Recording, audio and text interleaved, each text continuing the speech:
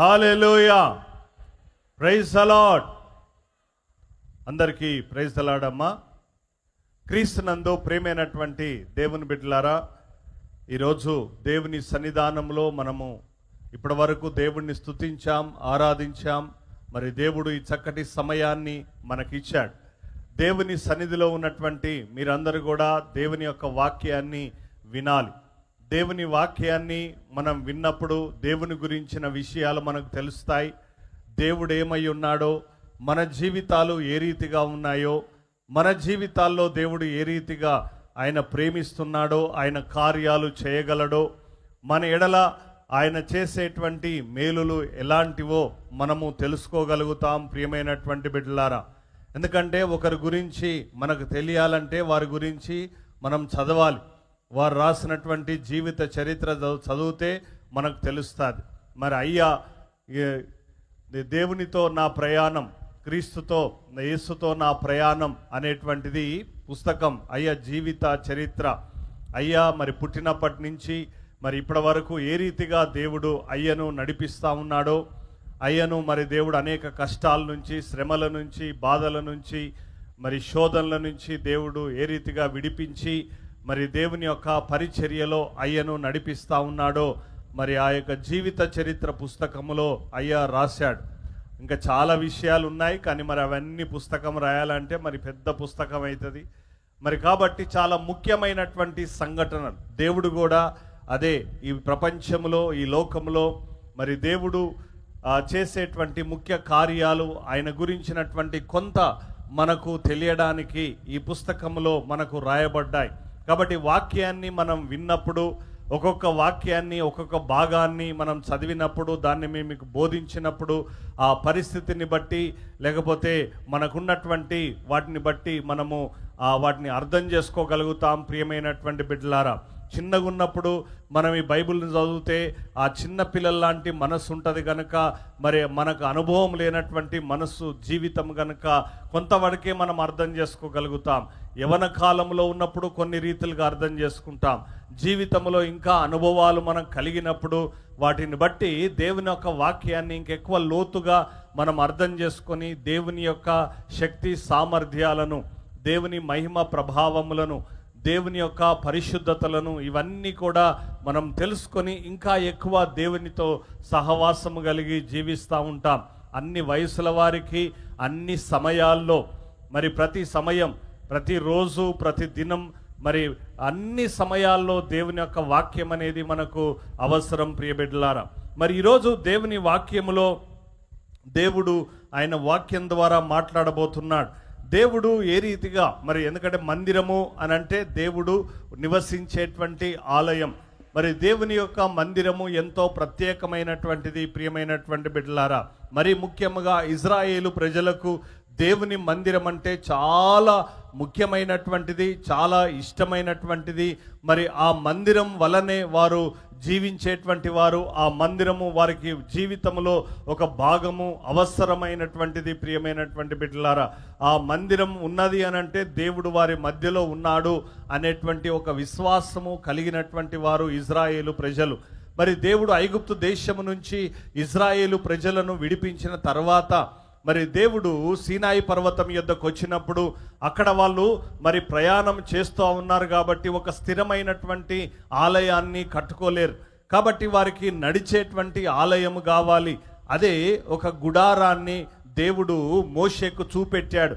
దాన్ని ఏ విధంగా చేయాలి, ఏ స్తంభాలు నిలబెట్టాలి, ఆవరణం ఏ విధంగా ఉండాలి, బలిపీఠం ఏ విధంగా ఉండాలి, పరిశుద్ధమైనటువంటి స్థలం ఏ విధంగా ఉండాలి, ఎలాంటి పలకలు, దానికి ఎలాంటి బంగారాన్ని పొదిగించాలి, ఎలాంటి మరి కడ్డీలతో వాటిని మరి దగ్గరికి పెట్టాలి, అన్ని నిలబెట్టాలి. వాటి కింద మరి భాగము, అడుగు భాగం పునాదిలాగా వాటికి ఒక స్థిరమైనటువంటి వాటిని ఏ విధంగా ఉంచాలి, పలకలను అన్నీ కూడా దేవుడు చూపెట్టాడు. దాన్ని బట్టి మోషే ఒక గుడారాన్ని సిద్ధపరిచాడు. మరి ఆ గుడారము వాళ్ళు ఏ స్థలములో అయితే వాళ్ళు దిగుతారో ముందుగా వెళ్ళి ఆ లేవీయులు దాన్ని మోసుకుపోయేటువంటి వాళ్ళు దాన్ని సిద్ధపరుస్తారు. తర్వాత ఇజ్రాయేలు ప్రజలందరూ కూడా అక్కడ కొద్ది రోజులు ఉంటారు. ఒక రోజు కావచ్చు, వారము, నెల, సంవత్సరము, ఆ విధంగా ఉండి మరి తర్వాత దేవుడు ఎప్పుడైతే తన మేఘాన్ని పైకి ఎత్తుతాడో వాళ్ళ ప్రయాణాన్ని కొనసాగించేవారు. ఈ విధంగా 40 సంవత్సరాలు వాళ్ళు గుడారాన్ని వేసేవారు, తీసేవారు. ప్రియమైనటువంటి బిడ్డలారా, ఆ గుడారాన్ని వేసినప్పుడు దేవుణ్ణి వాళ్ళు ఆరాధించేవారు. అయితే తర్వాత వాళ్ళు కానాన్ దేశానికి వచ్చిన తర్వాత ఎవరి మరి స్వాస్థ్యాలను దేవుడు వారికి ఇచ్చేశాడు. ఎవరి స్వాస్థ్యములో వారు నివసిస్తూ ఉన్నారు. కానీ ఆ యొక్క దేవుని మందసాన్ని గురించి ఎవ్వరూ ఆలోచించలేదు. ప్రియ బిడ్డలారా, మరి న్యాయాధిపతుల కాలంలో ఎవరు ఆలోచించలేదు, సమయలు కాలంలో ఎవరు ఆలోచించలేదు, తర్వాత సౌలు కాలంలో కూడా ఎవరు ఆలోచించలేదు దాని గురించి. కానీ తన సేవకుడైనటువంటి దావీదు ఒకరోజు తనను మరి దేవుడు రాజు చేసిన తర్వాత తన పడక మీద పడుకొని ఉన్నాడు. అప్పుడు ఆలోచిస్తూ ఉన్నాడు, అయ్యో నేను మంచి ఇంట్లో ఉన్నాను కదా, మరి దేవుని మందసమేమో గుడారంలో ఉన్నది, దేవునికి ఒక మంచి నివాసాన్ని కట్టాలి. ఎందుకంటే మాకు దేవుడు ఒక స్థిర నివాసాన్ని ఇచ్చాడు, మా అందరికీ ఆయన ప్రేమించి ఈ స్థలంలో మేమందరము జీవించడానికి మేము ఇక్కడి నుంచి ఎటుపు వెళ్ళేది లేదు, కాబట్టి ఒక మంచి మందిరాన్ని కట్టాలని ఆలోచన చేస్తాడు. అయితే దేవుడు దావీదును వద్దంటాడు. ఎందుకంటే దావీదు చాలా యుద్ధాలు చేసినటువంటి వ్యక్తి కాబట్టి, నీవు కాదు నీ కుమారునితో నేను నిబంధన చేస్తున్నాను, మరి నీ కుమారుడు ఒక ఆలయాన్ని నిర్మిస్తాడు అని చెప్పాడు. ఆ రీతిగా మరి సొలొమోనుకి దేవుడు మంచి జ్ఞానం ఇచ్చాడు, మంచి ఐశ్వర్యాన్ని ఇచ్చాడు.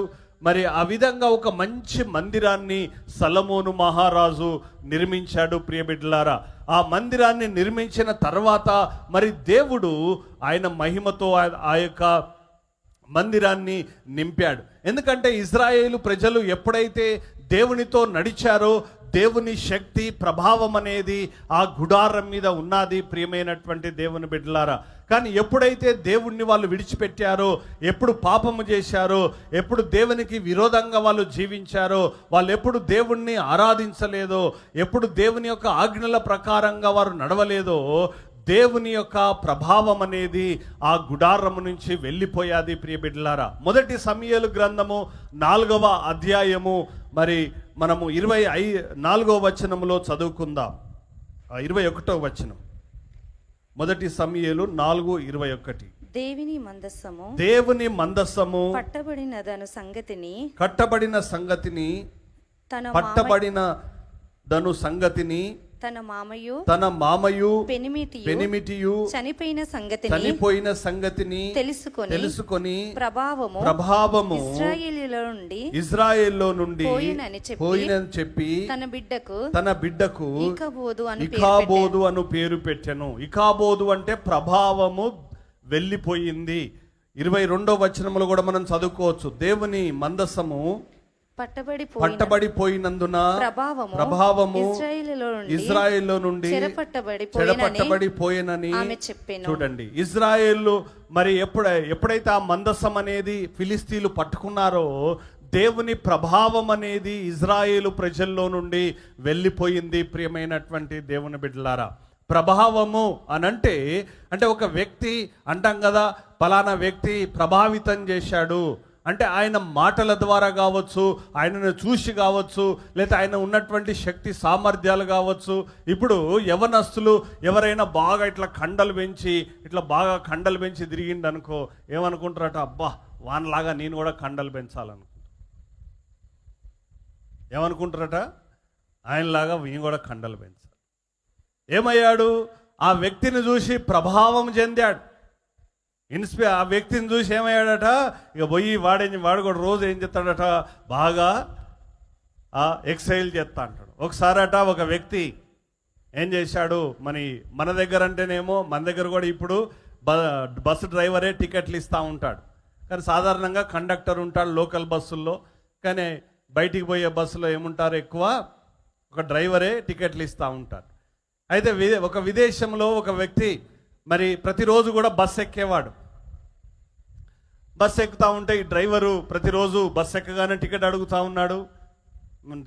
లేదు అని ఆ టికెట్ ఉన్నది అని చెప్పేవాడు.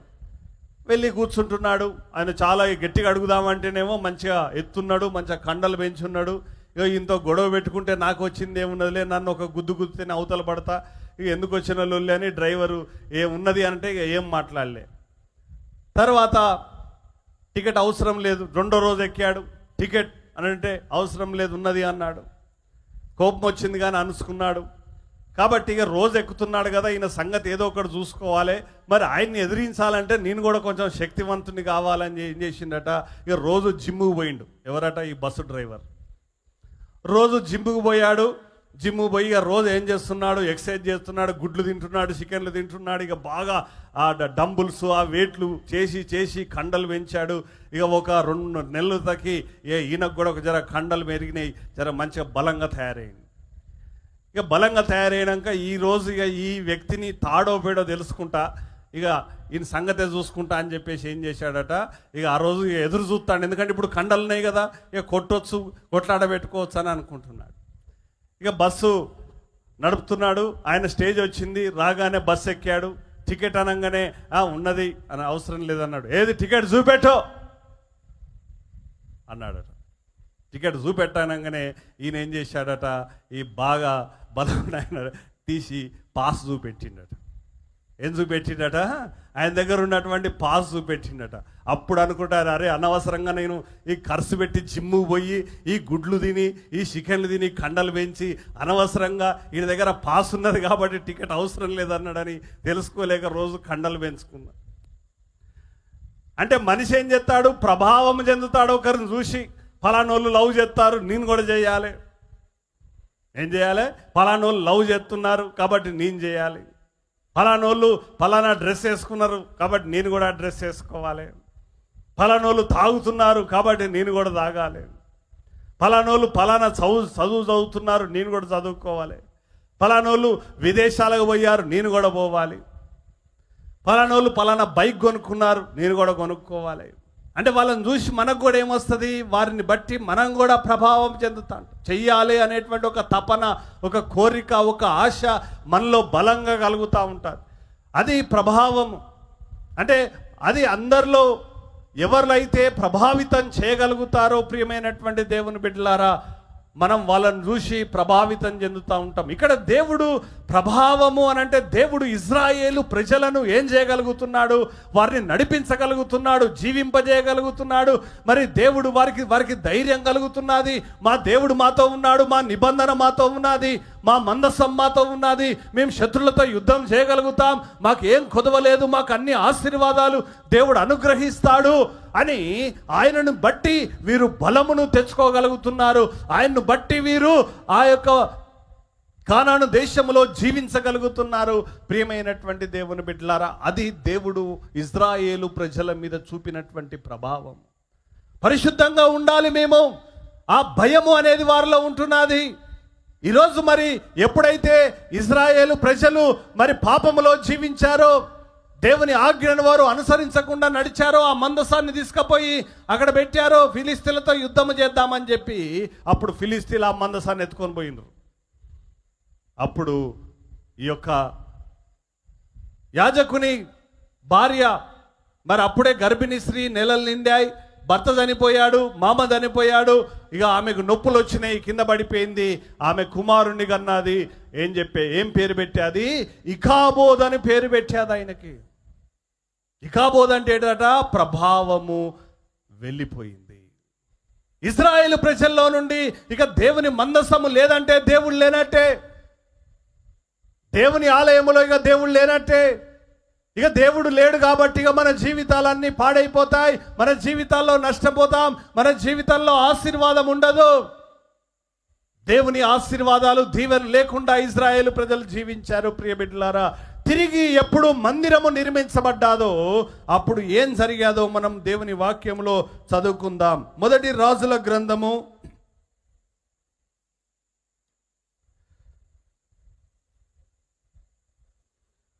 1 దేవుని వాక్యాన్ని మనము ధ్యానించుకుందాం. ప్రియమైనటువంటి దేవుని బిడ్డలారా,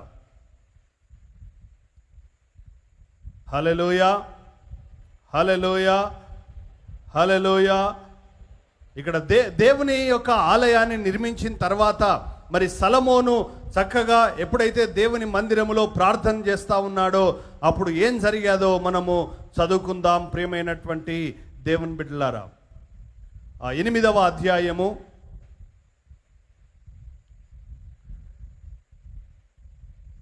10వ వచనం.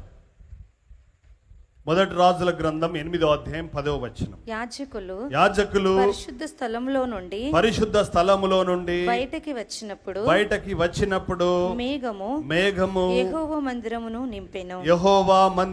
నింపెను. కాబట్టి యెహోవా తేజో మహిమ యెహోవా మందిరములో నిండుకొనగా ఆ మేఘమున్న హేతువు చేత యాజకులు సేవ చేయుటకు నిలవలేకపోయారు. చూడండి, ఎప్పుడైతే మందిరాన్ని కట్టి దేవుని ఆలయములో వారు బలులు అర్పించారో తిరిగి ఆ తేజస్సు, ఆ ప్రభావము, ఆ యొక్క మహిమ అనేది తిరిగి దేవుని యొక్క ఆలయములో దేవుడు నింపాడు.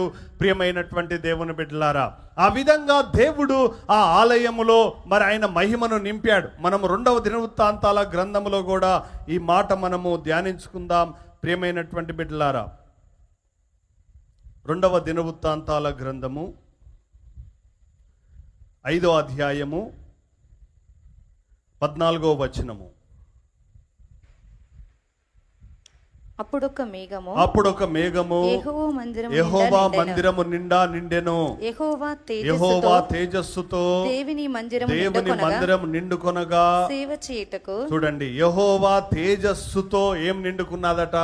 దేవుని యొక్క మందిరము నిండుకున్నది. ప్రియమైనటువంటి దేవుని బిడ్డలారా, ఈరోజు దేవుని యొక్క ఆలయంలో దేవుని ప్రభావము ఆ రీతిగా నింపబడి ఉంటుంది. దేవుని శక్తి నింపబడి ఉంటుంది.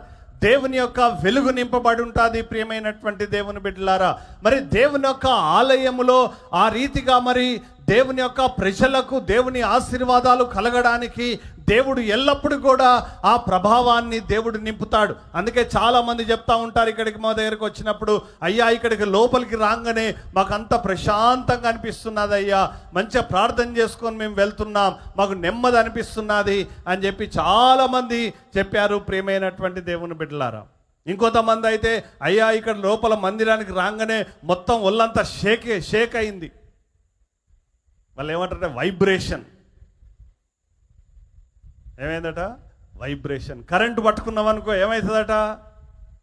హాయిగా ఉంటుందా అమ్మ? ఎంతమంది కరెంట్ షాక్ కొట్టింది చేయొద్దండి. అంటే బాగా ఇంట్లోనో ఎక్కడో ఒక దగ్గర మనం, నాకు కూడా నేను కూడా 2-3 సార్లు ముట్టుకున్నా. ఏముంటుందట? అది ముట్టుకోగానే జల్ జల్ జల్ అంటూ దాన్ని ఏమంటామట? వైబ్రేషన్. 7 కాడికి షేక్ అవుతాం ఇక మనం. చాలామంది చెప్పారు, అయ్యా ఇక్కడ మందిరంలోకి రాగానే మాకంతా వైబ్రేషన్ కదా. ఎవరు? విశ్వాసులు కాదు, విశ్వాసులు చాలామంది చెప్పారు. కానీ అన్యులు కూడా, దేవుణ్ణి సరిగా తెలవనటువంటి వారు, మందిరం చూసి వెళ్దామని వచ్చినటువంటి వాళ్ళు ఎంతోమంది. ప్రియమైనటువంటి దేవుని బిడ్డలారా, మందిరంలో అడుగుపెట్టినప్పుడు, ఆవరణంలో అడుగుపెట్టినప్పుడు ఆ గేట్లో నుంచి లోపలికి వస్తూ ఉంటేనే కొంతమంది అక్కడ మెయిన్లో ఎంట్రన్స్ కాగానే వాళ్ళకు ఒకలాంటి ప్రియమైనటువంటి దేవుని బిడ్డలారా ఆ ప్రభావం. మా చిన్నన్నయ్య వాళ్ళ ఫ్రెండ్ శ్యామ్, ఆయన ఈ రియల్ ఎస్టేట్ బిజినెస్, అపార్ట్మెంట్స్ కట్టిస్తాడు బాగా. అయితే ఆయన ఒకరోజు, ఇప్పుడుగా చాలా కాలం, ఎప్పుడంటే ఒకరోజు నా బర్త్డే దాదాపు 2012-13 సంవత్సరాలు అప్పుడు కావచ్చు. అప్పుడు ఒకరోజు నా పుట్టినరోజు అప్పుడు అన్నయ్యతో పాటు ఆయన కూడా వచ్చాడు. ఈ స్థలంలో అడుగు పెట్టగానే ఈ స్థలంలో నాకు ఒకలాంటి ప్రత్యేకత అనిపిస్తున్నది అని అన్నయ్యతో చెప్పాడు. ప్రియమైనటువంటి దేవుని బిడ్డలారా, అదేంటిదట అంటే దేవుని సన్నిధి, దేవుడు ఇక్కడ వచ్చినటువంటి వారందరికీ ఆయన ఉన్నాడు అని చెప్పి ఆ యొక్క శక్తి, ఆ ప్రభావము అనేది, ఆ అగ్ని అనేది వారికి తలుగుతున్నది. ప్రియమైనటువంటి బిడ్డలారా, మేము వైజాగ్ పోయాం. వైజాగ్ నేను మరి 12వ తరగతి చదువుతున్నప్పుడు వైజాగ్ స్టీల్ ప్లాంట్కి వెళ్ళాం మేము. ఆ వైజాగ్ స్టీల్ ప్లాంట్కి వెళ్ళినప్పుడు అంటే ఇనుము వాళ్ళందరూ ఎట్లా తయారు చేస్తున్నారు అవన్నీ చూసాం మేము. అయితే అక్కడ ఇనుమును కరగదీసేటువంటి పెద్దది అగ్నిగుండం లాంటిది అక్కడ ఉంటుంది. అక్కడ మరి వెళ్ళినప్పుడు అది అక్కడ కాలుతూ ఉంది, మేము ఇక్కడ ఉన్నాం, అక్కడ అది కరుగుతూ ఉన్నది. మొత్తం ఆ ఇనుమంతా ఇట్లా నీళ్ళలాగా ప్రవహిస్తూ ఉన్నది. ఆ వేడి ఇంత దూరం ఉన్నటువంటి మాకు ఆ వేడి తలుగుతూ ఉన్నది, సెగ తలుగుతూ ఉన్నది. మామూలుగా పొయ్యి దగ్గర కూడా ఉన్నప్పుడు మనకి ఏం కలుగుతుంది? వేడి.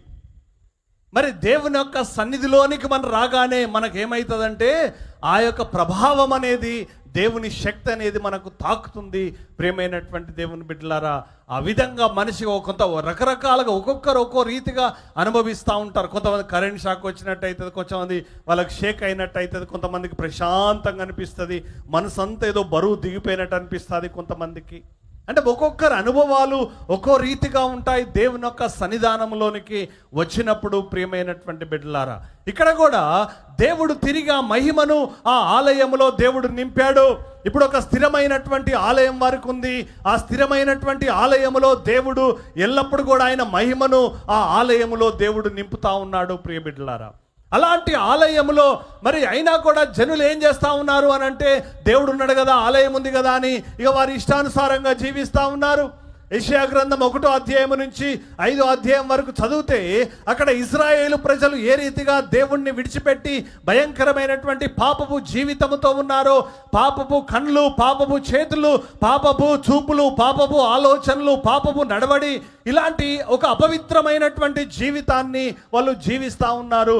దేవునికి ఇష్టం లేనటువంటి ప్రజలుగా వారు జీవిస్తూ ఉన్నారు. ప్రియమైనటువంటి బిడ్డలారా, అలాంటి జీవితాన్ని జీవిస్తున్నటువంటి వారికి దేవుడు చూడండి ఎంత కరుణమయుడో, దేవుడు ఎంత కనికర సంపన్నుడో. మరి దేవుడు అలాంటి పరిస్థితుల్లో ఉన్నటువంటి జనులకు ఒక ప్రవక్తను పంపుతున్నాడు. ఎందుకు అనంటే ఆ ప్రజలు కొద్దిగైనా నా ఒక ప్రభావం వారి మీద పడితే వారికి రక్షణ, మారు మనసు, స్వస్థత, ఆశీర్వాదము కలగాలని దేవుడు వారిని పూర్తిగా విడిచిపెట్టకుండా కొద్దిగా వారిని ఏం చేస్తున్నాడు అనంటే వారి జీవితంలో కార్యము జరిగించడానికి అవకాశం ఇస్తున్నాడు. ప్రియమైనటువంటి బిడ్డలారా, ఈరోజు అదే వాక్యాన్ని మనం ధ్యానించుకోబోతున్నాం. యెషయా గ్రంథం 6వ అధ్యాయం 1వ వచనము. రాజైన ఉజ్జియా మృతి పొందిన రాజైన ఉజ్జియా, ఈయన మనం చదువుకోవచ్చు 2వ దినవృత్తాంతాల గ్రంథం 26వ అధ్యాయంలో. అక్కడ ఉజ్జియా రాజు చాలా మంచి రాజు. ఈయన చాలా దేవుని యొక్క నడిపింపు కలిగినటువంటి రాజు. ఇజ్రాయేలు ప్రజలందరినీ, యూదా ప్రజలందరినీ కూడా దేవుని వైపు నడిపిస్తూ దేవుని యొక్క ఆలయంలో అన్ని చక్కగా పెడుతున్నటువంటి వాడు. దేవుడు అతన్ని ఆశీర్వదించాడు. వ్యవసాయం మీద చాలా మక్కువ కలిగినటువంటి వ్యక్తి, చాలా ఇష్టం కలిగినటువంటి వ్యక్తి. దేవుడు అలాంటి ఆశీర్వాదాలు ఇస్తున్నటువంటి ఈ రాజు ఒకానొక రోజు ఏమైందో తెలియదు. ఎందుకంటే కొన్నిసార్లు కొంతమందికి అనిపిస్తాం కదా, అరే ఏంద్రో ఇంతకాలం మంచిగా ఉంటే ఇప్పుడు ఏమైందో నీకు అంటారు. కొంతమంది ఉన్నట్టుండి కాళ్ళు కొట్టుకుంటా అంటారు, అప్పటిదాకా బాగానే ఉంటారు. కొంతమందికి ఇక జుట్టు బీక్కుంటా అంటారు, కొంతమంది అప్పటిదాకా బాగానే ఉంటారు. ఎందుకు మరి ఆ సైకో సడన్గా సైకో అవుతుంది. సైకో అంటే సడన్గా పిచ్చిలేస్తుంది అన్నట్టు వాళ్ళకి. ఒక్కసారి నాకంతా పిచ్చిలేసినట్టు అవుతుంది. కొంతమందికి మంచిగానే ఉంటారు కొంతకాలం.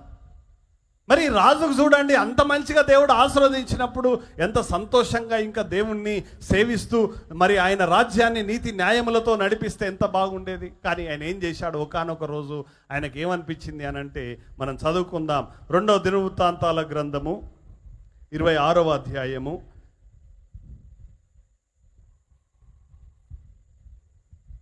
16వ వచనము. ఎందుకంటే మీరు మొదటి నుంచి 15వ వచనం వరకు చదివితే ఆయనను దేవుడు ఏ రీతిగా ఆశీర్వదించాడు, ఆయన దేవునితో ఏ విధంగా నడిచాడు అనే విషయాలు ఉంటాయి. అంత మంచి రాజు ఒకానొక దినాన 16వ వచనములో ఆయనకి ఏం జరిగిందో చదువుకుందాం. అయితే అతడు స్థిరపడిన తర్వాత అతడు మనస్సున గర్వించి, చూడండి ఏమైంది, ఒకానొక దిన ఆయనకి ఏమొచ్చిందంటే గర్వం వచ్చింది ఆయనకి. నెబుకద్నెజర్ రాజుకి ఎట్లా ఒకానొక దినాన ఇక మంచిగా ఉన్నాడు, అన్ని రాజ్యాలు ఆక్రమించుకున్నాడు, అన్ని చేశాడు, ఇక ప్రశాంతంగా ఉన్నాడు. ఆ రోజు ఏమొచ్చిందంటే ఈ రాజ్యం అంతా కూడా నాదే కదా, నా ప్రభావం మహత్యాలే కదా అని ఒకటే ఒక మాట అన్నాడు. కథం, ఆయన పని అయిపోయింది. కొంతమందికి మంచిగా ఉండబుద్ధి కాదు, ఏం కాదమ్మా, కొంతమందికి మంచిగా ఉండబుద్ధి కాదు, ఏదో ఒకటి చేయాలి, ఏదో ఒకటి గెలకాలి. సామ్యుయేల్, నా పని నేను చెప్తాను, నీ పని నువ్వు చేస్తాను. మళ్ళీ చూసేది చూడు ఎట్లున్నాడు, ఎంతో భయం గల బల్యో.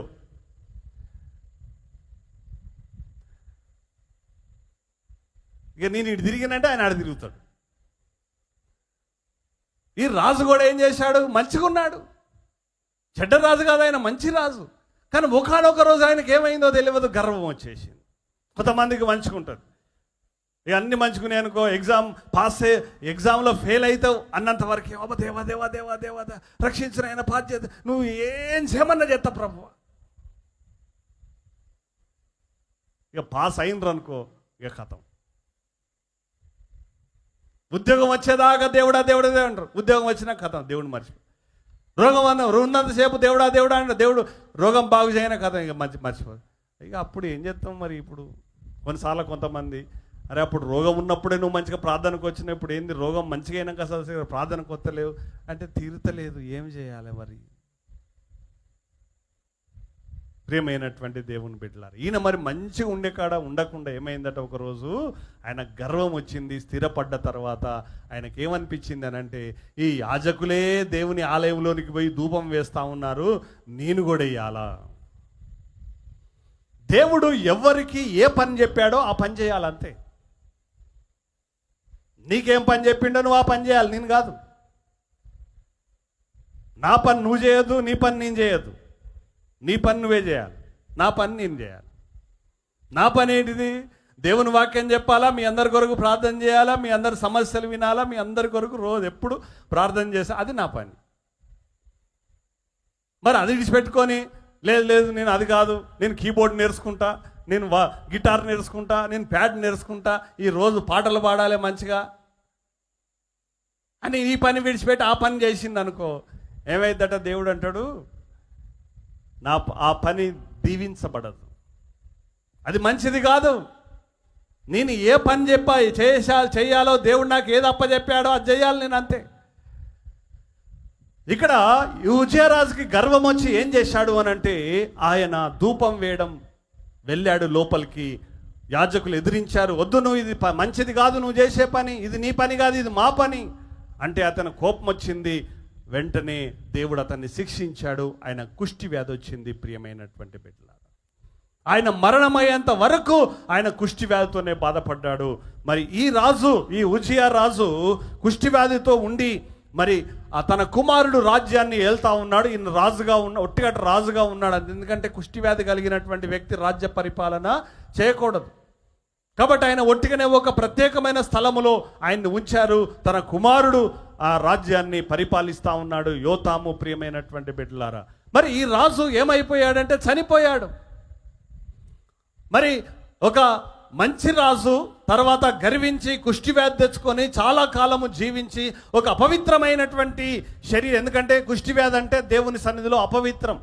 మరి అలాంటి అపవిత్రమైనటువంటి ఆ రాజు చనిపోయాడు. ప్రియమైనటువంటి దేవుని బిడ్డలారా, ఆ సంవత్సరములో చనిపోయినటువంటి ఆ సంవత్సరములో దేవుడు యెషయా ప్రవక్తకు ఏం చూపెడతా ఉన్నాడో చూడండి. ప్రియ బిడ్డలారా, దర్శనం చదువు. అత్యున్నత సింహాసనమందు ప్రభువు ఆసీనుడై ఉండగా నేను చూచితిని. ఆయన చొక్కాయి అంచులు దేవాలయమును నిండుకొనెను. ఆయనకు పైగా శరాపులు. చూడండి, ఇక్కడ రాజు చనిపోయాడు, అపవిత్రమైనటువంటి రాజు చనిపోయాడు, గర్వించిన రాజు చనిపోయాడు. కానీ మనందరికీ రాజులకు రాజు అయినటువంటి దేవుడు, ప్రభువులకు ప్రభు అయినటువంటి దేవుడు యేసు క్రీస్తు ప్రభువారు మరి ఆ అత్యున్నత సింహాసనం మీద ఆసీనుడై ఉన్నాడు. ప్రియమైనటువంటి దేవుని బిడ్డలారా, హల్లెలూయా. ఒకసారట ఒక తండ్రి వచ్చి వాళ్ళ కొడుకు చెప్పాడట, నానా నీకు ఒక మంచి బైక్ తెచ్చాను అన్నాడట. ఏం తెచ్చినాడట? బైక్ తెచ్చాను. ఇక కొడుక్కి బాగా ఎగిరి గంతేసి సంతోషంతో బయటికి పోయిండట.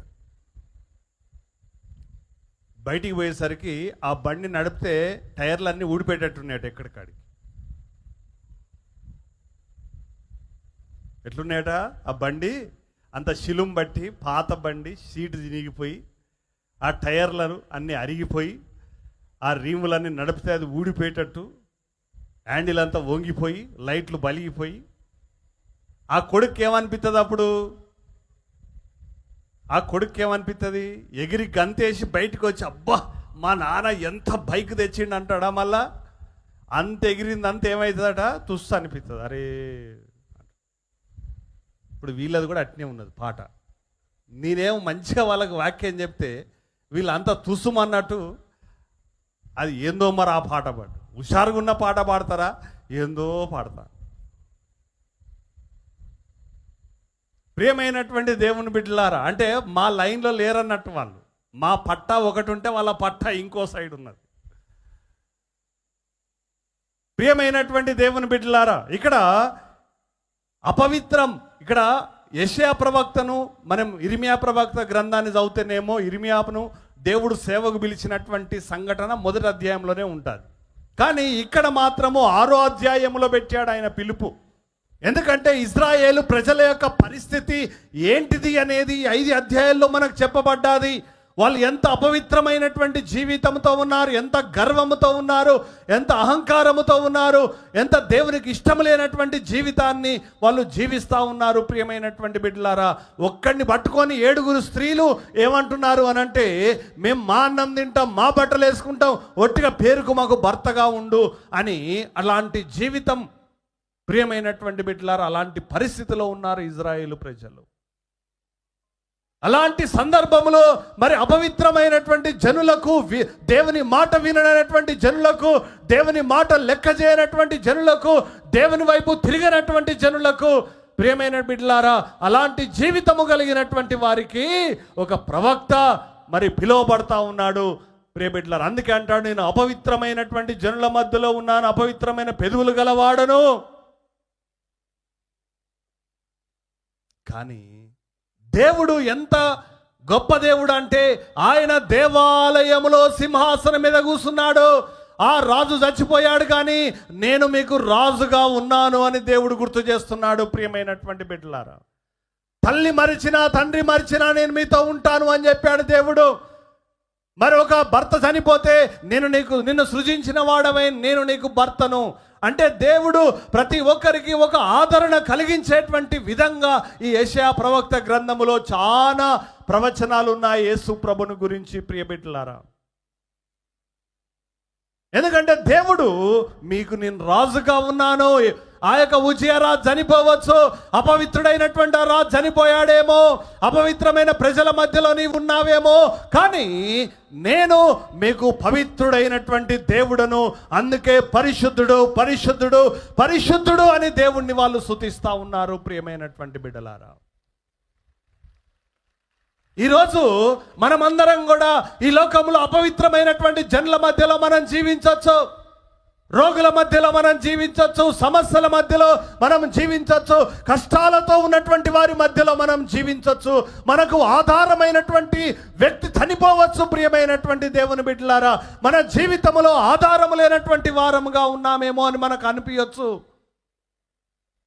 ఎటు చూసినా కూడా పాపం, అన్యాయం, అక్రమం, మోసం ఉండొచ్చు. ప్రియమైనటువంటి బిడ్డలారా, కానీ మనకు పరిశుద్ధుడైనటువంటి, ప్రభావము, శక్తి, మహిమ కలిగినటువంటి దేవుడు మన మధ్యలో ఉన్నాడు అని ఈరోజు మనం గుర్తుపెట్టుకోవాలి. ప్రియమైన బిడ్డలారా, ఆయనే మనకు ఆధారం అని గుర్తుపెట్టుకోవాలి. ఆయనే మనకు ఆశ్రయం అని గుర్తుపెట్టుకోవాలి. ఆయనే మన కొండ, ఆయనే మన కోట అని గుర్తుపెట్టుకోవాలి. చూడండి, అపవిత్రమైనటువంటి 5 అధ్యాయాలు మీరు ఇంటికి పోయినాక చదువుకుంటే తెలుస్తుంది వాళ్ళు ఎంత పాపమైనటువంటి జీవితంతో ఉన్నారో ఇజ్రాయేలు ప్రజలు. అలాంటి జీవితంతో ఉన్నారా సరే, దేవుడు ఈరోజు పవిత్రుడైనటువంటి, రారాజైనటువంటి, శక్తివంతుడైనటువంటి నేను మీకున్నాను అని ఆ దేవాలయములో ఆయన ఆ సింహాసనం మీద కూర్చొని ఉన్నాడు. ప్రియమైన బిడ్డలారా, ఈరోజు ఈ దేవాలయంలో కూడా దేవుడు ఆయన సింహాసనం వేసుకొని మన మధ్యలో కూర్చొని ఉన్నాడు అని మనం గుర్తుపెట్టుకోవాలి. ఈరోజు హల్లెలూయా, గట్టిగా చప్పట్లు కొట్టి దేవుణ్ణి కనపరచండి. దేవుడు మన మధ్యలో ఉన్నాడు.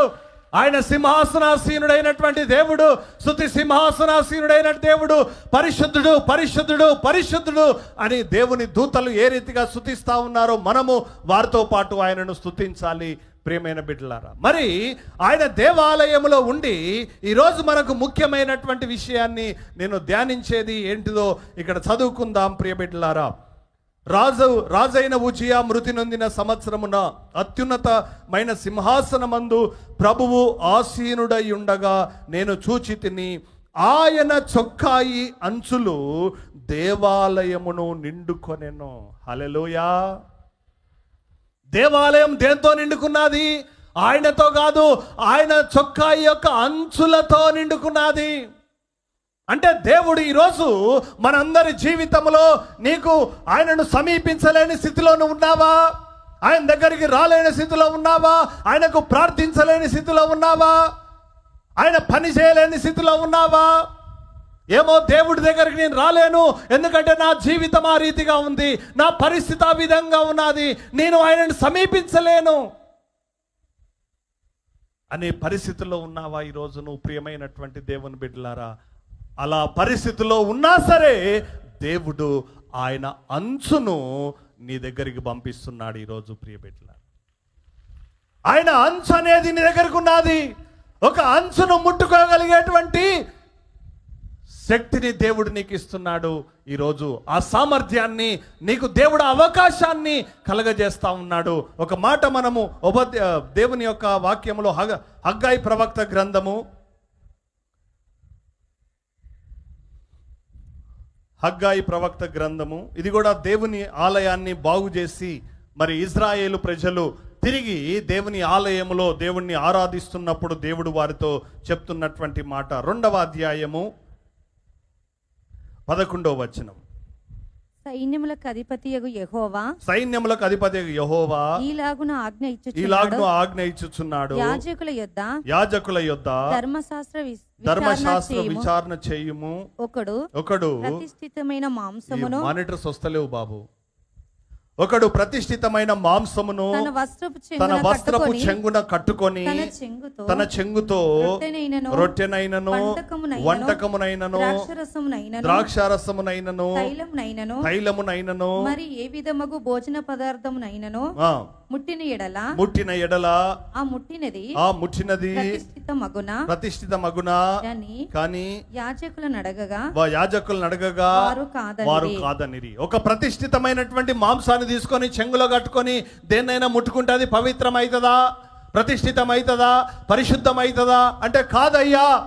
కానీ ఒక శవాన్ని ముట్టుకొని, ఒక కళేబరాన్ని ముట్టుకొని, ఒక అపవిత్రమైన దాన్ని ముట్టుకొని నీవు పవిత్రమైనటువంటి దాన్ని ముట్టుకుంటే అది అపవిత్రమైద్దా అంటే అవుతుంది. ఈ జనులు కూడా ఆ రీతిగానే ఉన్నారు. కానీ ఈరోజు మనల్ని పరిశుద్ధపరిచేది ఈ లోకములో దేవుడు. ప్రియమైనటువంటి దేవుని బిడ్డలారా, మిమ్మల్ని పరిశుద్ధపరచు దేవుడైన యెహోవాను నేనే. ఆయనే మనల్ని పరిశుద్ధపరిచేది, పవిత్రపరిచేది, ఆయనే మనల్ని స్వస్థపరిచేది, ఆయనే శక్తి సామర్థ్యాన్ని మనకు అనుగ్రహించేది. ప్రియ బిడ్డలారా, ఇక్కడ దేవాలయంలో ఉన్నటువంటి యాజకులు అపవిత్రమైపోయారు, జనులు అపవిత్రమైపోయారు.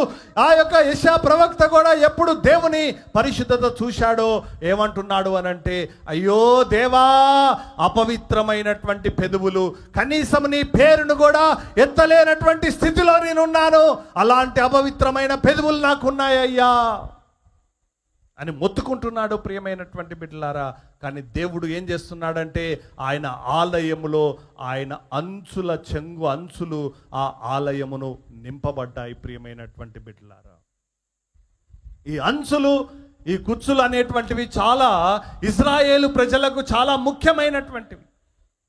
మన మామూలుగా సాధారణంగా మన బట్టలకి ఏముంటాయి, కొన్ని అంచులు పెట్టుకుంటారు, దారాల్లాగా విడిచిపెడతా ఉంటాం కొన్ని బట్టలకు. అవేంటంటే కొంచెము మన స్టైల్గా ఉండడానికి పెట్టుకుంటారు కొంతమంది. కానీ ఇజ్రాయేలు ప్రజలకు అవి ఒక ప్రత్యేకతను గుర్తు చేస్తాయి.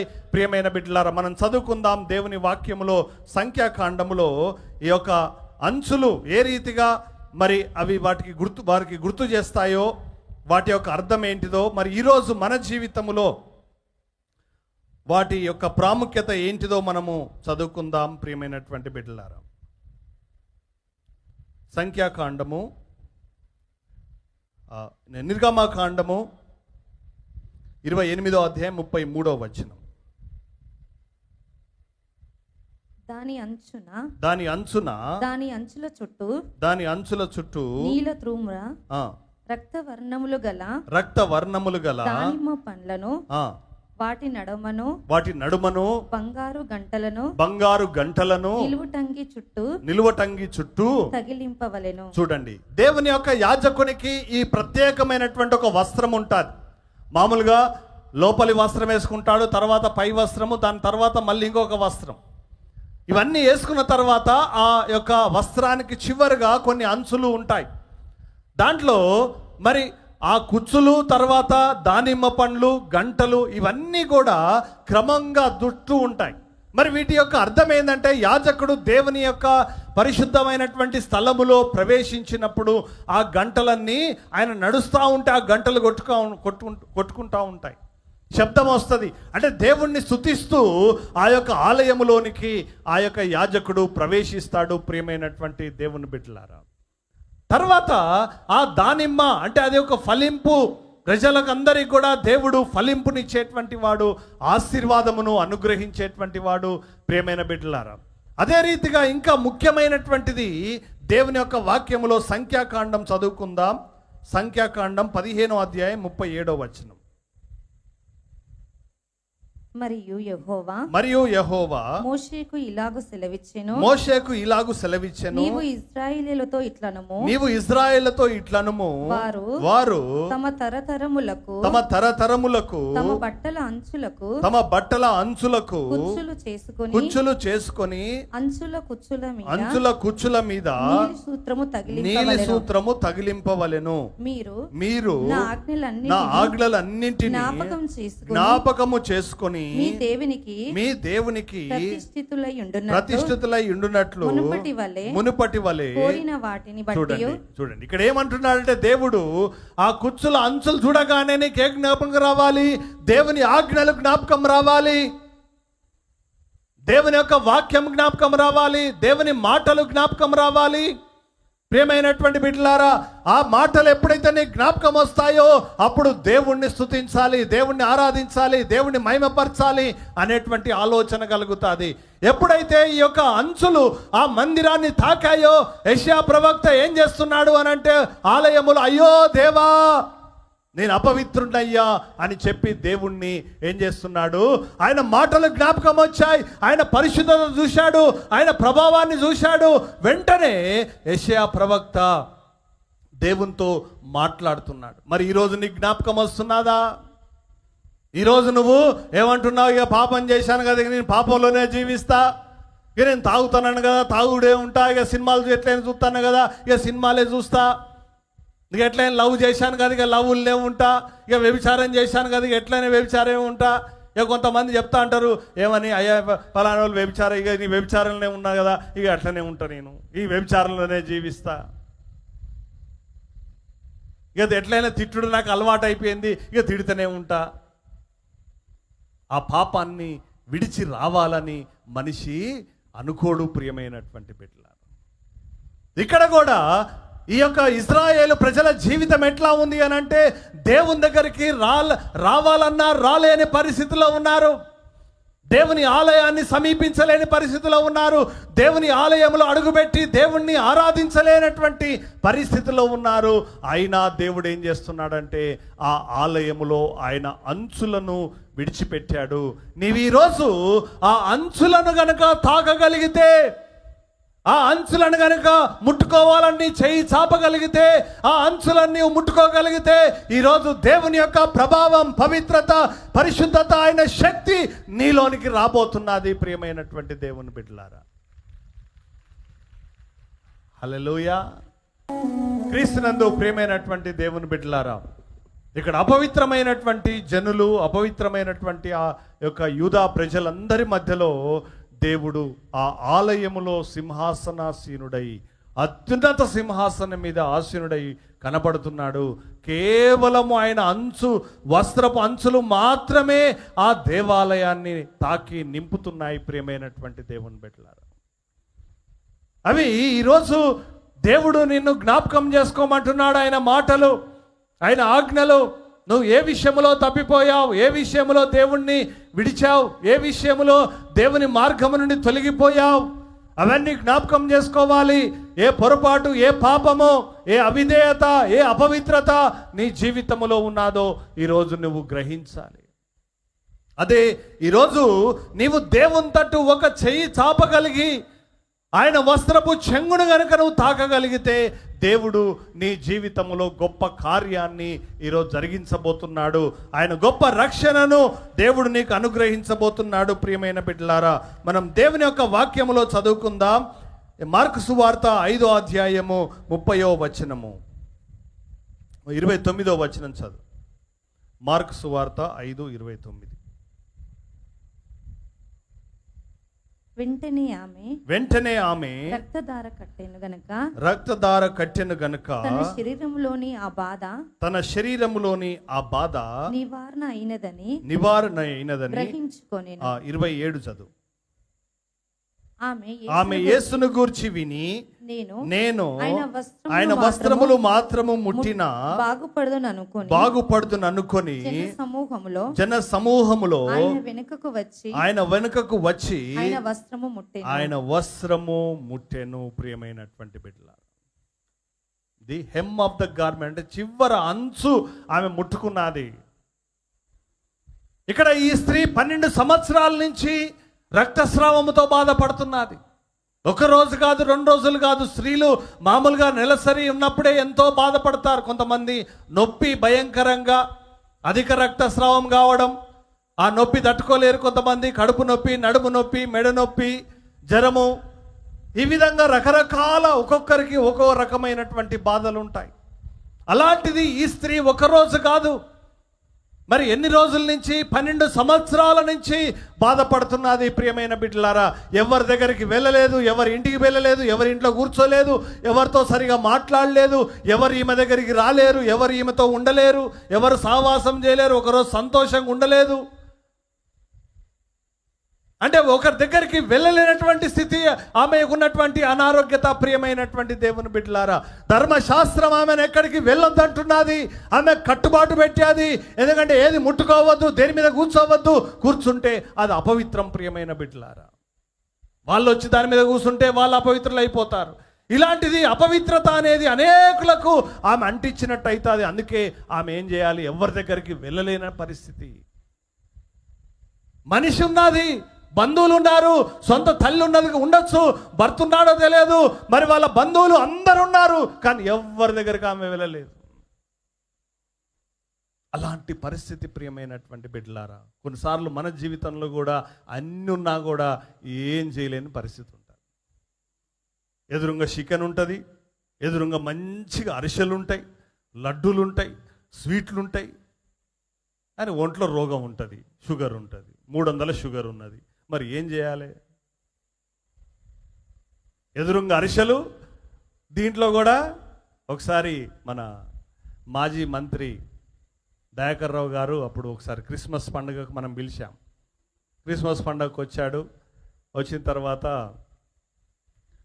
అక్కడ భోజనం చేయడానికి తీసుకొని వెళ్ళినప్పుడు భోజనం చేస్తూ ఉన్నారు. భోజనం చేసిన తర్వాత స్వీట్ తినండి సార్ అని అంటే స్వీట్ ఎందుకే, నా శరీరంలోనే షుగర్ ఫ్యాక్టరీ ఉన్నదంటాడు. ఏమున్నదంటాడు ఆయన, నాకే షుగర్ ఫ్యాక్టరీ ఉన్నాక నాకెందుకు ఆ స్వీట్ అంటాడు. నాకు ఒక్కసారి సడన్గా అర్థం కాలే. తర్వాత అరే ఆలోచించి, అంటే షుగర్, ఆయనకు షుగర్ ఉన్నదని చెప్పక ఏమంటాడట, నాకు షుగర్ ఫ్యాక్టరీ ఉన్నదంటాడు శరీరంలో. అంటే మనిషి, ఎందుకంటే వారి శరీరంలోనే షుగర్ ఉన్నాక ఇక వాళ్ళు ఆ స్వీట్లు తినగలుగుతారా? తినలేరు. పరిస్థితి కూడా అట్లే ఉంటుంది. మన జీవితం కళ్ళు ఎదురుగానే ఉంటాయి, తినలేని పరిస్థితి, కళ్ళు ఎదురుగానే ఉంటాయి, అనుభవించలేని పరిస్థితి. ఇలాంటి జీవితమే ఈమె జీవితం అయిపోయాది. ఆమె ఎవరి దగ్గరికి వెళ్ళలేదు, అన్నీ కనపడుతున్నాయి, చూడగలుగుతున్నది, కానీ అక్కడికి వెళ్ళలేని పరిస్థితి. ఆలయం కనపడుతున్నది, వెళ్ళలేని పరిస్థితి. ఆలయంలో అందరు చూస్తున్నది, కానీ అక్కడ వాళ్ళతో కూర్చోలేనటువంటి పరిస్థితి. ప్రియమైనటువంటి దేవుని బిడ్డలారా, ఈరోజు నీ ఎదురుగానే నీ భూమి ఉన్నది, కానీ ఆ భూమిని నువ్వు అనుభవించలేకపోతున్నావు. నీ ఎదురుగానే నీ ఇల్లు ఉన్నది, కానీ నువ్వు దాంట్లో ఉండలేకపోతున్నావు. ప్రియమైనటువంటి దేవుని బిడ్డలారా, ఈరోజు నీ ఇంట్లో నీకు అన్నీ ఉండొచ్చు, కానీ నువ్వు దాన్ని అనుభవించలేకపోతున్నావు. ప్రియమైనటువంటి బిడ్డలారా, ఎందుకంటే నీకు అనారోగ్యత కావచ్చు, నీ పరిస్థితి కావచ్చు, నీకు అన్యాయం జరిగింది కావచ్చు. ఏ పరిస్థితిలో నువ్వు ఉన్నావో ఈరోజు నాకు తెలియదు, కానీ దేవుడు నీ పరిస్థితి చూస్తున్నాడు. ప్రియమైనటువంటి బిడ్డలారా, దేవుడు నిన్ను గమనిస్తా ఉన్నాడు. ఈ స్త్రీ కూడా 12 సంవత్సరాల నుంచి అనేక వైద్యుల దగ్గరికి పోయింది. తనకున్న ఆస్తి అంతా అమ్మేసుకున్నది, అంత ఖర్చు పెట్టుకున్నది, మందులు వాడింది. వాటి వల్ల ఇంకా ఆమె శరీరం పాడైపోయింది. ప్రియ బిడ్డలారా, అనారోగ్యాల పాలైపోయింది. ఆమె డబ్బు పోయింది, రోగం పోయిందా అంటే పోలే, ఆమెకి ఇంకా అనారోగ్యం ఎక్కువైపోయింది. ఎన్నో తిప్పలు పడ్డాది ఆమె. అలాంటి పరిస్థితిలో ఉన్నటువంటి ఆ స్త్రీ, ప్రియమైన బిడ్డలారా, యేసుప్రభు దగ్గరికి పోగలుగుతుందా? పోలేదు. ఆయనతో మాట్లాడగలుగుతుందా? మాట్లాడలేదు. ఎందుకంటే ఆమెకి ఏమున్నది? రక్తస్రావం. ధర్మశాస్త్రము ఆయన ఒక వ్యక్తి దగ్గరికి వెళ్ళి మాట్లాడలేనటువంటి స్థితిని పెట్టి, అది దేవాలయానికి వెళ్ళి బలి అర్పించలేదు, దేవాలయానికి వెళ్ళి వాక్యం వినలేదు, దేవాలయానికి వెళ్ళి ఆమె మొక్కుబడులను దేవునికి చెల్లించుకోలేదు, ఆమె పాప ప్రాయశ్చిత్తము చేసుకోలేదు, ఒక బలి దేవునికి ఆమె అర్పించలేనటువంటి స్థితిలో ఆమె ఉన్నది. ప్రియమైనటువంటి బిడ్డలారా, ఈరోజు నీ జీవితం కూడా ఆ రీతిగానే ఉన్నదా? అన్నీ ఉన్నా ఏం చేయలేకపోతున్నావు, కానీ ఏం లేకున్నా కూడా నీవు దేవుని దగ్గరికి రాలేని పరిస్థితిలో ఉన్నావా? నీ పాపం వల్ల, నువ్వు చేసినటువంటి తప్పిదం వల్ల, అయ్యో ఇక నా దేవునికి ముఖం చూపెట్టలేను. కొన్నిసార్లు అంటారు కదా, అమ్మో ఇక ముఖం ఎట్లా చూపెట్టాలి నేను. నువ్వు చేసిన పనికి దేవునికి నీ ముఖాన్ని చూపెట్టలేని స్థితిలో ఉన్నావా ఈరోజు? ఎజ్రా ప్రార్థన చేస్తున్నాడు, అయ్యా ఈరోజు మా తలలు నీ తట్టు ఎత్తుకోలేని స్థితిలో మేమున్నాం. ఆ యొక్క ఇద్దరు సుంకరి ఏ విధంగానైతే దేవాలయం బయట నిలబడి దేవాలయంలోనికి వెళ్ళలేని స్థితిలో ఉన్నాడు. ఆయన ప్రార్థన చేస్తున్నాడు. ఆకాశం వైపు కన్నులెత్తడానికి కూడా ధైర్యము చాలలేనటువంటి స్థితిలో ఉన్నాడు. ఎందుకంటే ఆయన పాపము ఆయన హృదయములో, ఆయన కన్నులెదుట ఆయన కనపడుతున్నది. ప్రియమైనటువంటి బిడ్డలారా, నీ ఎదుట మేము సిగ్గుతో తలదించుకున్నామయ్యా. ఈరోజు నీ పేరు ఎత్తలేనటువంటి స్థితిలో మేము ఉన్నామయ్యా. నీ ఆలయంలో ఆరాధించలేని స్థితిలో ఉన్నాం, నిన్ను సమీపించలేనటువంటి స్థితిలో మేమున్నాం ప్రభువా అని ఈరోజు దేవుని సన్నిధిలో ప్రార్థన చేయి. ప్రియమైనటువంటి బిడ్డలారా, మనం ఒక మాట ఎజ్రా గ్రంథములో చదువుకుందాం. ఎజ్రా గ్రంథము, ఇజ్రాయేలు యొక్క పరిస్థితి ఏ రీతిగా ఉన్నదో ఆయన తన ప్రార్థనలో చెప్తా ఉన్నాడు. ప్రియమైనటువంటి బిడ్డలారా, 9వ అధ్యాయం 15వ వచనం. యెహోవా ఇశ్రాయేళ్ల దేవా, నీవు నీతిమంతుడవై ఉన్నావు, అందువల్లనే నేటి దినం ఉన్నట్లుగా మేము శేషించి నిలిచిచున్నాము. చిత్తగించుము, మేము నీ సన్నిధిని అపరాధము గనుక నీ సన్నిధిని నిలుచుటకు అర్హులము కామని ప్రార్థన చేసి తిని. అయ్యా, నీ సన్నిధిలో నిలబడే అర్హత కూడా మాకు లేదయ్యా, మేము మిమ్మల్ని సమీపించలేము నాయనా అని చెప్పి ప్రార్థన చేస్తున్నాడు. ప్రియమైనటువంటి దేవుని బిడ్డలారా, ఈరోజు కొంతమంది పరిస్థితి ఆ రీతిగానే ఉన్నది. ప్రార్థన చేద్దామంటే చేయలేకపోతున్నారు, వాక్యం చదువుదామంటే చదవలేకపోతున్నారు, దేవుణ్ణి స్తుతిద్దామంటే స్తుతించలేకపోతున్నారు, పాట పాడదామంటే పాడలేకపోతున్నావు, దేవుని సన్నిధికి వద్దామంటే దేవుని సన్నిధికి రాలేకపోతున్నావు. ప్రియమైనటువంటి దేవుని బిడ్డలారా, నీ రోగము చేత కావచ్చు, ప్రార్థన చేయాలనుకుంటున్నావు కానీ ప్రార్థన చేతులు ఎత్తలేకపోతున్నావు, దేవుని సన్నిధికి వచ్చి ప్రార్థించలేకపోతున్నావు. ఈ స్త్రీ కూడా ఆలయం ఉంది, మనుషులు ఉన్నారు, సమాజ మందిరం ఉంది, కానీ రాలేని పరిస్థితి. ప్రియ బిడ్డలారా, యెషయా ప్రవక్త అదే చెప్తున్నాడు. ఈరోజు ఆ దేవుని సన్నిధికి వాళ్ళు వెళ్ళలేరు, ఎందుకంటే అపవిత్రులుగా ఉన్నారు. ఎవడైనా ఒక బలిని తీసుకొస్తే అది ఎట్లా ఉన్నదంటే ఒక పందిని తీసుకొచ్చినట్టుగా ఉన్నది అని దేవుడు చెప్తున్నాడు. అలాంటి ఒక భయంకరమైన రక్త అపరాధముతో జనులున్నారు. యెషయా గ్రంథం 1వ అధ్యాయం 15వ వచనం చదువు. మీరు మీ చేతులు చాపునప్పుడు మిమ్మును చూడక నా కన్నులు కప్పుకొందును. మీరు బహుగా ప్రార్థన చేసినను నేను వినను. మీ చేతులు రక్తముతో నిండి ఉన్నవి. దేంతో నిండి ఉన్నాయటమ్మా? రక్తముతో నింపబడ్డాయి వాళ్ళై. అలాంటి ఒక భయంకరమైనటువంటి జీవితంతో వాళ్ళు ఉన్నారు. ఇక్కడ అలాంటి పరిస్థితుల్లో ఇజ్రాయేలు ప్రజలు ఉన్నారు. మరి ఈరోజు నువ్వు కూడా దేవుని దగ్గరికి రావాలనుకుంటున్నావు, కానీ నీ పాపం అడ్డొస్తున్నది, నీ అపవిత్రత అడ్డం వస్తూ ఉన్నది. అపవిత్రమైన పెదవులు ఉన్నాయి, ప్రార్థన చేద్దామంటే అపవిత్రమైనటువంటి పెదవులు, ప్రార్థన చేయలేనటువంటి పరిస్థితి. నీ హృదయంలో శరీరంలో రోగం, ఆత్మ సిద్ధమే, ఆత్మ సిద్ధంగా ఉంటేనేమో శరీరం సిద్ధంగా లేదు, శరీరం రోగంతో ఉన్నది.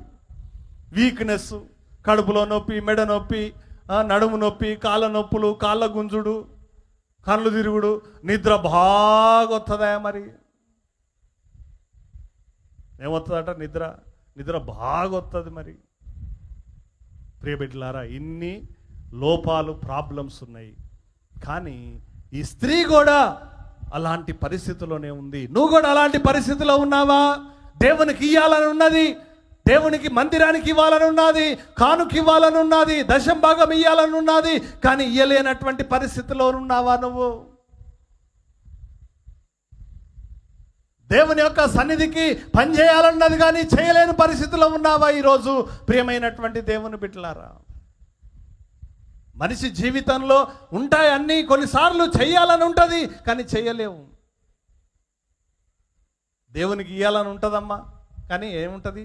పరిస్థితి బాగలేదు, వడ్డీలు కట్టలేక చచ్చిపోతున్నాం, ఏడి కాడికి సరిపోతున్నది, కొన్నిసార్లు ఇంకా ఎక్కువ అప్పులు అయిపోతున్నాయి, బస్ కిరాయి కూడా లేదు. ఇలాంటి పరిస్థితిలో ఉన్నావా? ఈమె దగ్గర ఏమున్నది?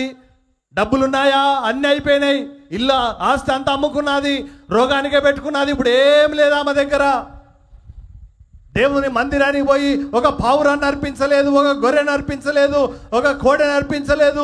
దేవుని ఆలయంలో ఆమె ఏ కానుక కూడా ఇయ్యలేనటువంటి పరిస్థితి. ఒక పేద విధవరాలు ఒక 2 కాసులైనా ఇవ్వగలిగిందేమో కానీ ఈమె దేవునికి అది కూడా ఇయ్యలేనటువంటి పరిస్థితిలో ఉన్నది. ప్రియబిడ్డ, ఈరోజు నీ జీవితం అలాంటి స్థితిలోనే ఉన్నదా? దేవునికి ఇద్దామంటే పైసలు లేవు, దేవుని దగ్గరకు వద్దామంటే శాత కావడం లేదు, మరి దేవునికి ప్రార్థన చేద్దామంటే ప్రార్థన లేనటువంటి స్థితి. నీ హృదయంలో, నీ శరీరంలో పాపములో చిక్కుకున్నావా? ఈ లోకములో చిక్కుకున్నావా? ఈ లోక నటనలో చిక్కుకున్నావా? ప్రియమైనటువంటి బిడ్డలారా, మొన్న ఒక వ్యక్తి, అరుణ్ అనే వ్యక్తి దుబాయ్ పోయిండు. మరి వాళ్ళు వచ్చిండో రాయాలి తెలియదు. వచ్చిండా? ఏడికి? ఇండియాకి వచ్చిండు, కానీ ఇక్కడ ప్రార్థనకు వచ్చాడా? అరుణ్ అనే అబ్బాయి పెద్దపెండ్యాలని ఇక్కడ దేవుని సేవకు రమ్మంటే ఆయన దుబాయ్ పోయిండు. ఎవరు ఉద్యోగం అయితే వాళ్ళే బంధువులు అని చెప్పేసి పోయిండు ఆడికి. ఇక ఆ పిల్లోడు ఫోన్లు చేసిండు కదా, ఇక నాకు ఇక తెల్లారు లేచే అదే ఫోన్. నాకు ఫస్ట్ నా ఫోన్ అసలే మోగదమ్మా, నా ఫోను మోగదు.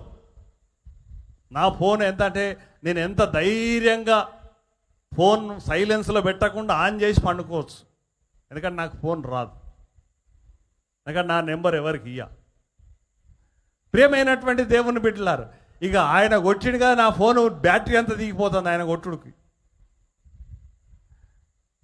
ఏమనంటే ఆడికి పోయిండు, ఇక ఆడ ఉండబుద్ధి అయితలేదు, ఉద్యోగం చేసి సంపాదిద్దామని పోయిండు, కానీ ఆడ ఉండే పరిస్థితి లేదు. ఇక ఆయనకి మొత్తం ఆగం అయిపోయింది, ఇక చచ్చిపోతా అంటాడు ఆయన. ప్రియమైనటువంటి బిడ్డలారా, ఇక చచ్చిపోతాయ్యా, కరెంటు పుట్టుకబుద్ధి అవుతుందయ్యా, ఈ కింద పడే బుద్ధి అవుతుందయ్యా, అట్లయితుందయ్యా, ఇట్లయితుంది, ఆగం అవుతుందయ్యా, పిచ్చిలేస్తుందయ్యా నాకు. మరి ఆయన ఇక్కడికి వద్దామంటే ఏం కావాలి? మరి పాస్పోర్ట్ కావాలి, వీసా కావాలి. ఆ పాస్పోర్ట్ వీసా ఎవరైతే కంపెనీలో జాయిన్ అయిదామని వాళ్ళ దగ్గర పెట్టుకున్నారు, వాళ్ళు ఇస్తలేరు. వాళ్ళు పైసలు కడితేనే ఇస్తామని వాళ్ళు. ఇక్కడనే అప్పు చేసిపోయినరా బాబు అంటే మొత్తానికి కూడా అప్పే, మళ్ళా పైసలు కట్టిండి అటు ఇటు చేసి అయినా ఇస్తలేరు వాళ్ళు.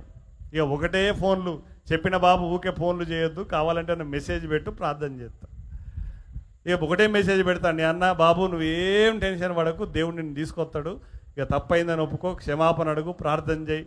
అయ్యా ప్రార్థన కూడా చేయబుద్ధి అయితే లేదయ్యా, చెప్పినా నువ్వు వస్తావు, ఏం కాదు. ప్రియమైనటువంటి దేవుని బిడ్డలారా, మొన్న వచ్చాడు దేవుడు, ఆయనను దుబాయ్ నుంచి ఇక్కడ తీసుకొచ్చాడు. ప్రియమైనటువంటి బిడ్డలారా, ఆ వీసా, పాస్పోర్ట్ అవన్నీ ఇచ్చారు ఆయనకి. తర్వాత అంటే రావాలనుకున్నా రాలేడు. ఏం కావాలి? పాస్పోర్ట్ కావాలి, వీసా కావాలి. ఒట్టుగానే నేను వచ్చేస్తా అంటే దుబాయ్ నుంచి ఉరుక్కుంటా ఇండియాకి రాలేడు. అంటే మన పరిస్థితులు కొన్నిసార్లు ఎట్లా ఉంటాయి అని అంటే, మనము చెయ్యాలనుకున్నా చెయ్యలేనటువంటి పరిస్థితి. ప్రియమైనటువంటి బిడ్డలారా, అలాంటి పరిస్థితి నీకు అవకాశం ఉన్నా కూడా నువ్వు కొన్నిసార్లు చేయలేనటువంటి స్థితిలో ఉంటావు. కాబట్టి ఈరోజు దేవుని వాక్యములో ఈ స్త్రీ జీవితం కూడా అట్లే ఉంది. ఆమెను ధర్మశాస్త్రం ఆపేస్తా ఉన్నది, ఆమె శరీరం ఆమెను ఆపేస్తా ఉన్నది, డబ్బు కూడా ఆమె దగ్గర లేదు, ఇక వైద్యుల దగ్గరికి వెళ్దామంటే వెళ్ళలేదు. అలాంటి పరిస్థితిలో ఉన్నటువంటి ఆమెకు ఈరోజు ఏం ఆధారమైందంటే, యేసు ప్రభు యొక్క వస్త్రపు చెంగు ఆమెకు ఆధారమైంది. ప్రియమైనటువంటి దేవుని బిడ్డలారా, ఆ దేవాలయములో దేవుని యొక్క వస్త్రపు చెంగు ఏ రీతిగా నింపబడ్డాదో, ఈరోజు నీ జీవితంలో ఆ యొక్క యేసయ్య వస్త్రపు చెంగు ఈరోజు ఆధారముగా దేవుడు ఉంచబోతున్నాడు నీ జీవితంలో. అరుణకు కూడా ఏం ఆధారం లేదు, ఒకటే ఆధారం. ఏంటిది? మాతో ఫోన్ చేసుకొని ప్రార్థన చేపించుకునే ఒక అవకాశం ఉంది ఆయనకంతే. అక్కడ ఎవరన్నా చేస్తారు ఆయన కొరకు ప్రార్థన అంటూ ఉంటారు చాలామంది, అయ్యా నువ్వే మాకు ఆధారం అయ్యా, ఫోన్లు కొడతా ఉంటారు సోమవారం బేస్తవారం. ఆ ఒక్క 30 సెకండ్లు, ఒక్క నిమిషం కొరకు ప్రియమైనటువంటి బిడ్డలారా, ఆ ఒక్క నిమిషం వారికి ప్రార్థన చేసినప్పుడు వారికి ఎంతో ధైర్యం, స్వస్థత, ఆదరణ, నెమ్మది వారికి కలుగుతుంది. ప్రియమైన బిడ్డలారా, ఈరోజు నీ జీవితంలో కూడా నువ్వు దేవుని దగ్గరికి రాలేని స్థితిలో ఉన్నావా? నీ జీవితం పాపపు స్థితిలో ఉండి దేవుని దగ్గర రాలేని పరిస్థితిలో ఉన్నావా? దేవుని తట్టు చూడలేని పరిస్థితిలో ఉన్నావా? దేవుని పని చేయలేనటువంటి పరిస్థితిలో ఉన్నావా? దేవునికి ఇయ్యలేనటువంటి పరిస్థితిలో ఉన్నావా?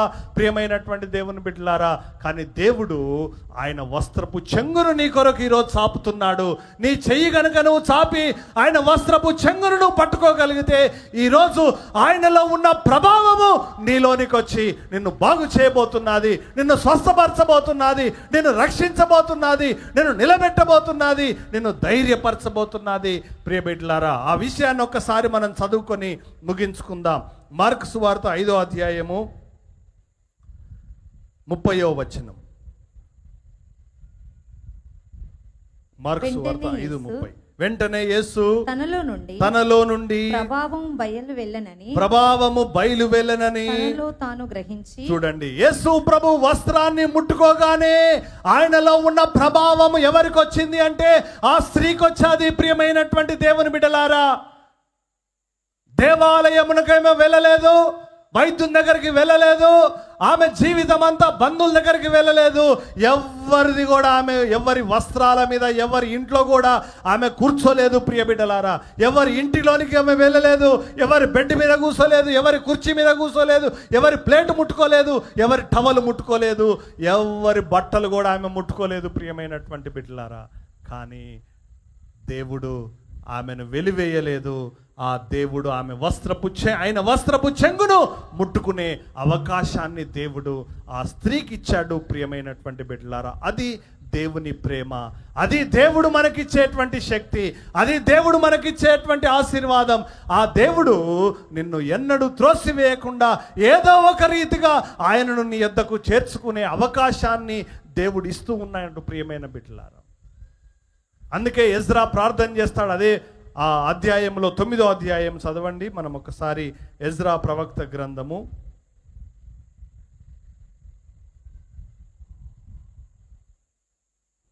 9వ అధ్యాయం 8వ వచనం. అయితే ఇప్పుడు మా దేవుడు మా నేత్రములకు వెలిగించి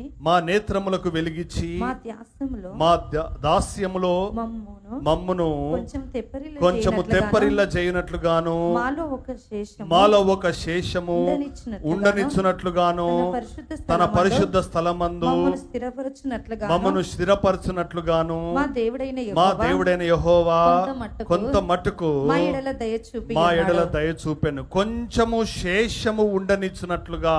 ఇంగ్లీష్ బైబిల్లో ఏమంటే యాజ్ ఎ పెగ్, అంటే పెగ్ అంటే ఒక మేకు. దేవాలయంలో ఒక మేకుగా ఉంచావయ్యా చాలు. ఆ ఒక్క మేకే ఏమైంది అంటారు కదా, వీడు మేకై కూర్చున్నాడు ఏంద్రో. మనకు కొంతమంది ఏమవుతారట, ఏకు మేక అవుతారట. ఏమవుతారమ్మా?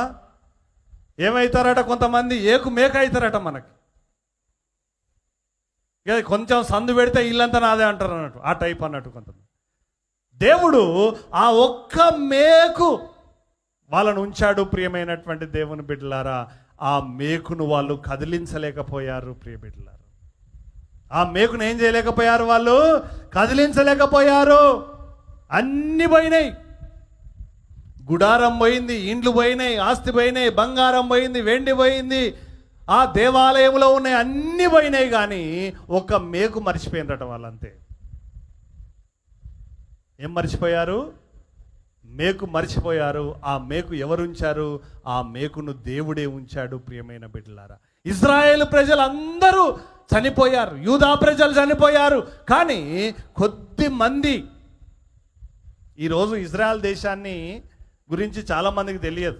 ఇజ్రాయెల్ దేశము మనకెప్పుడు స్వాతంత్రం వచ్చిందో వాళ్ళకు కూడా అదే సంవత్సరం స్వాతంత్రం వచ్చింది.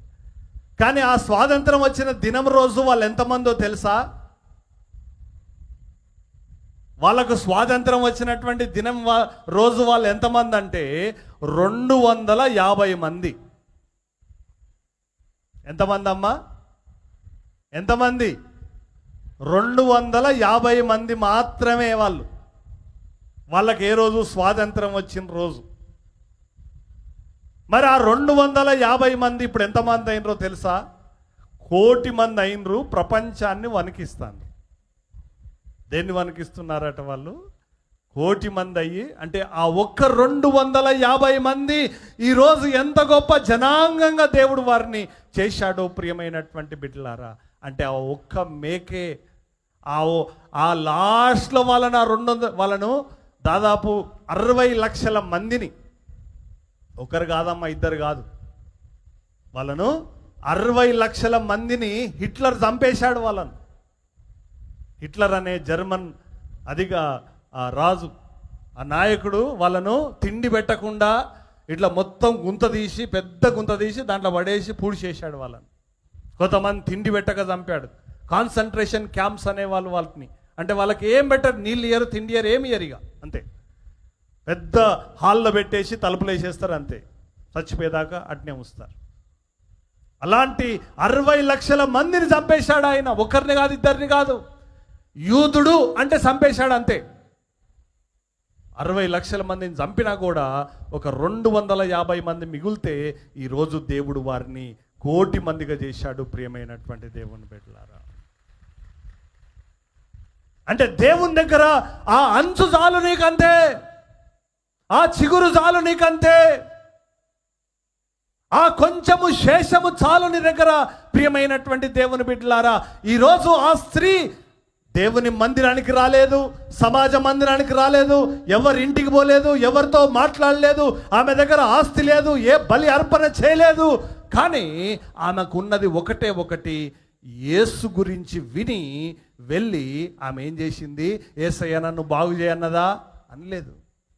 యేసయ్య వస్త్రపు చెంగును తాకేది, అంతే. ప్రియమైనటువంటి బిడ్డలారా, ఆయనలోని ప్రభావము ఆ స్త్రీ జీవితాన్ని మార్చేసేది. ఇప్పుడు ఆమె దేవాలయానికి వెళ్ళగలుగుతుంది, ఎక్కడైనా కూర్చోగలుగుతుంది, దేవునికి బలి అర్పించగలుగుతుంది, ఆమె మంచి ఆరోగ్యాన్ని కలిగి ఉన్నది. ప్రియమైనటువంటి దేవుని బిడ్డలారా, ఆమె అందరి ఎదుట సాక్షిగా నిలబడ్డాది. ఆమె యొక్క కార్యము దేవుని గ్రంథములో రాయబడ్డాది. ఈరోజు ఆమె గురించి మనం చదువుకుంటున్నాం. ప్రియమైనటువంటి బిడ్డలారా, దేనికి? ఒక వస్త్రపు చెంగును ముట్టుకున్నటువంటి స్త్రీగా. కొన్ని వేల మంది ఆమె గురించి, లక్షల కోట్ల మంది ఆమె గురించి, ఆమె జీవితము బైబిల్ గ్రంథములో రాయబడ్డాది అని అంటే ఈరోజు ఆమె జీవితం ఎంత ధన్యం. ప్రియబిడ్డలారా, ఆమెకు శాతనైతే లేదని ఇంట్లోనే పండుకోలేదు, ఆమెకు శాతనైతే ఇంట్లోనే ఉండలేదు. ఆమె ఏం చేశాది? లేచాది. ఈరోజు నీ చెయ్యి ఎత్తాలి, నువ్వు నీ చెయ్యి జాపాలి. దేని కొరకు? ఆ చెంగును ముట్టుకోవడానికి. ప్రియమైనటువంటి దేవుని బిడ్డలారా, అయ్యా నీ ధర్మశాస్త్రము తట్టు నా చేతులను ఎత్తెదను, ఆ ధర్మశాస్త్రాన్ని పట్టుకోవడానికి నీ చేతులను చాపు. ప్రియమైన బిడ్డలారా, కీర్తనల గ్రంథం 119వ కీర్తన చదువుకుందాం. 119వ కీర్తన 48వ వచనం.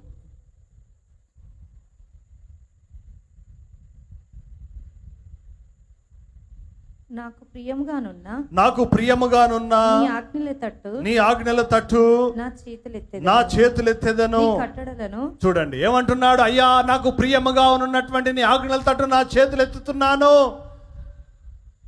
మోషే ఏ విధంగా చేతులు చాపాడు, ఈ రోజు నీ చేతులు చాపాలి. పేతురు నీళ్ళలో మునిగిపోతున్నాడు. ఆ గలిలయ సముద్రములో నీటి మీద నడుస్తానని చెప్పి నడిచినటువంటి పేతురు అలలను చూసి మునిగిపోసాగాడు. ప్రియమైనటువంటి దేవుని బిడ్డలారా, ఆయన శరీరం అంతా నీళ్ళలో ఉండిపోయింది. కానీ ఆయన ఏం చేశాడో మనం చదువుకుందాం. మత్తయి సువార్త 14వ అధ్యాయము. మత్తయి సువార్త 14వ అధ్యాయము 30వ వచనం, 31 చదువు. వెంటనే యేసు చెయ్యి చాపి అతన్ని పట్టుకొని చూడండి ఆయన ఏం చేశాడు, అయ్యా నన్ను రక్షించయ్యా అని చేతులు చాపాడు. యేసు ప్రభు తన చెయ్యి చాపి ఆయన్ని పట్టుకొని పైకి లేపాడు. ప్రియమైనటువంటి బిడ్డలారా, ఆ స్త్రీ పరిగెత్తి పెద్ద ప్రార్థన చేయలేదు.